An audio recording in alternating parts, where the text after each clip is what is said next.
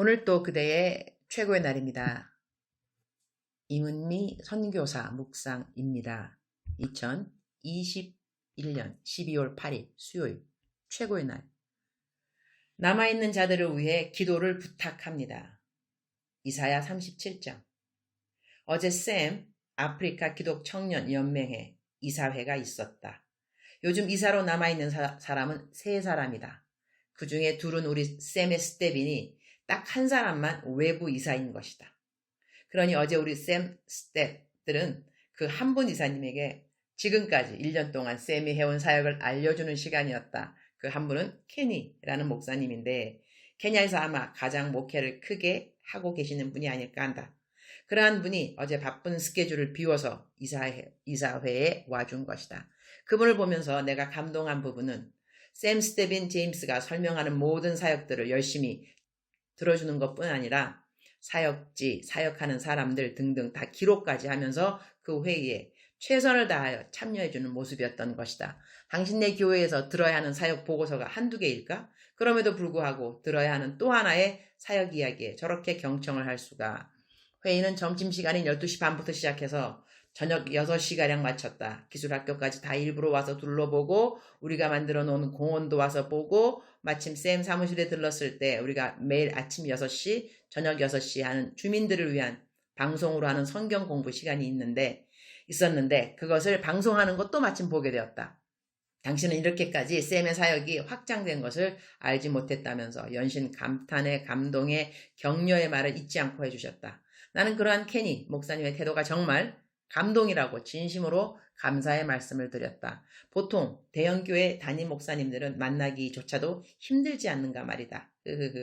그런데 6시간 넘도록 우리랑 함께 해주고 그리고 제임스가 보고해주는 모든 보고를 고개를 끄덕끄덕 계속 경청하며 반응해주는 모습이 나에게 좋은 가르침이 되어주었다. 나는 사실 다른 사람들 사역지 잘 안 간다. 별 관심이 없다. 내 일 외에는 나는 관심을 갖는 편이 아니다. 그러니 내가 케냐 27년인가 있어도 다른 선교사님들 사역지 간 적이 별로 없고 나랑 직접 상관이 없는 회의에 오래 앉아있는 편이 못 된다.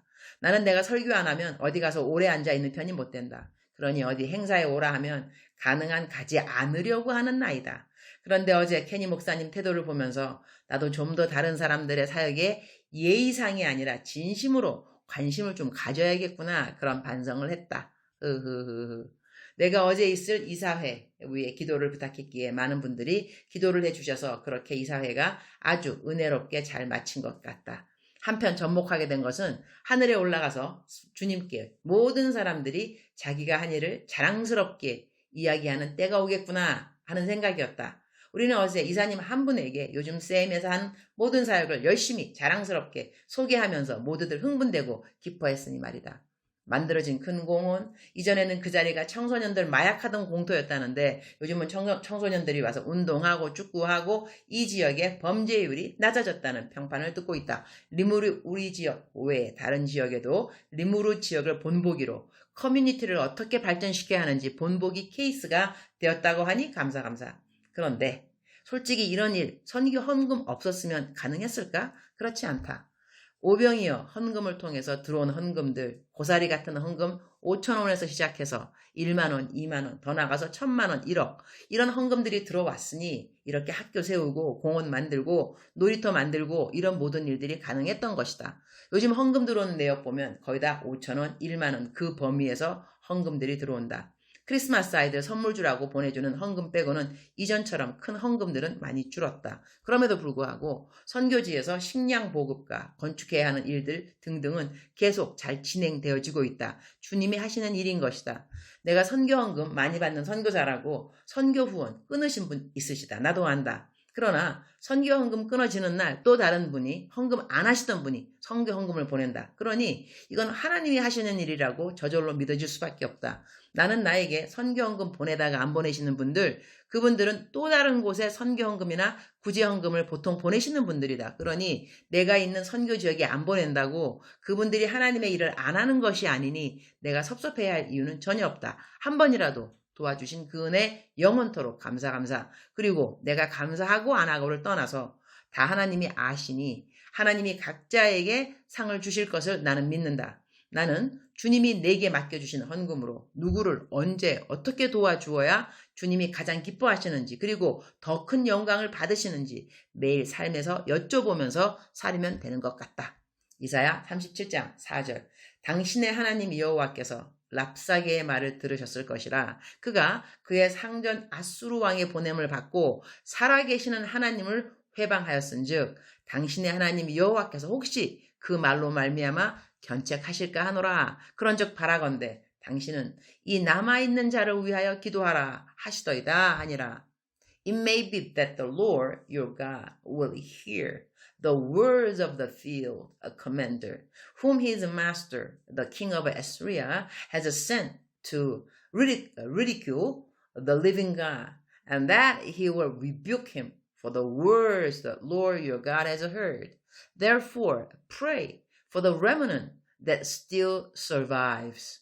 이 말씀 가운데 특별히 마지막 부분, 그런즉 바라건대 당신은 이 남아있는 자를 위하여 기도하라 하시더이다.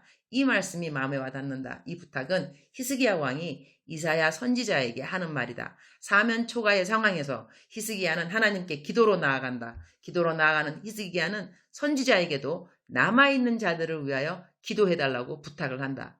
하나님의 종이라고 불리는 사람들에게 왜 사람들이 기도를 부탁하는 것일까?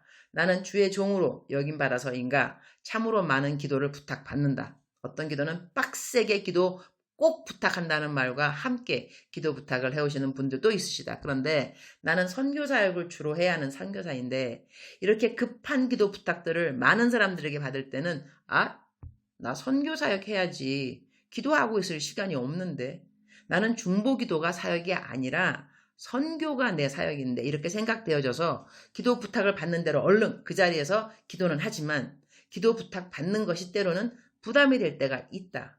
내가 하루 종일 집에 있으면서 기도만 하고 있을 수 있는 상황이 아니니까 말이다. 그러나 본문의 성경 말씀을 대하면서 남은 자들을 위해 기도를 부탁한다는 히스기야 왕의 심정이 어떠한 심정일까를 생각해 보게 된다. 주님 오늘 또 최고의 날입니다.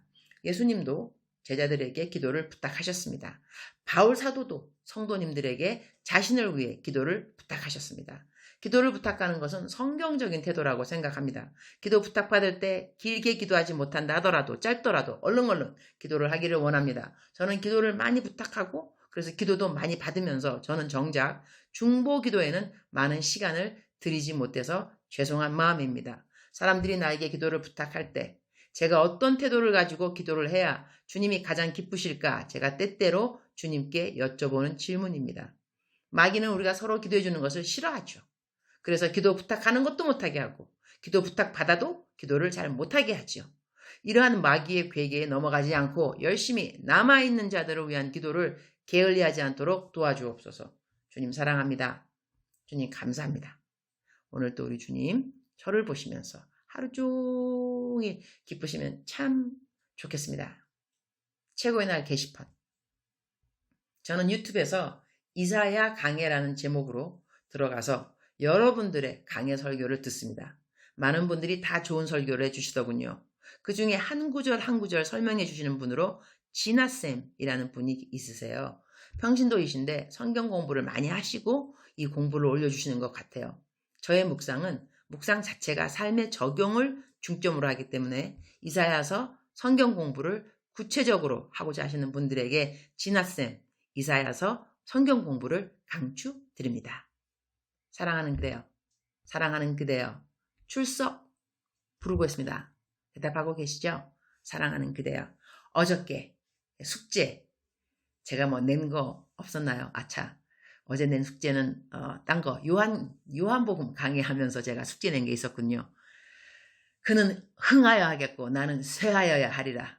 그 말씀 가지고 어떻게 하면 남들을 흥하게 하고 나는 쇠할 수 있는가 그거 숙제하라 그랬는데 제가 오늘 이사야서하고 요한복음하고 조금 혼동이 되었습니다. 하여튼 사랑하는 그대여, 사랑하는 그대여, 억만 번 더 들어도 기분이 좋은 말, 들으면 들을수록 더욱더 힘이 생기는 말, 사랑하는 그대여, 사랑하는 내 딸아, 사랑하는 나의 아들아. 오늘 성경 말씀, 본문 말씀 상고하여 볼 때 우리가 도고 중보라고도 하죠. 남을 위해서 기도하는 거 참 중요하구나 하는 것을 다시 한번 느낄 수가 있겠습니다.